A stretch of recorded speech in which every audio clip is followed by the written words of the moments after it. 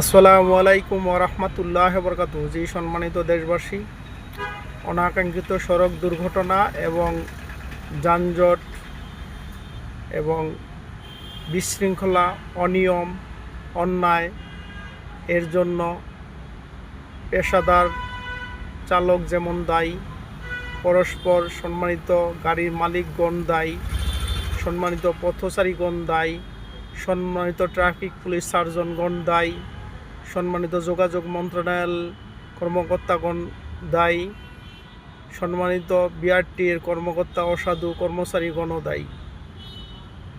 আইন পরিবর্তন করতে হইলে, কঠোর করতে হইলে উভয় ক্ষেত্রে শাস্তিমূলক ব্যবস্থা গ্রহণ করতে না পারলে, সংস্কার করতে না পারলে আশানুরূপ সুফল আসবে না।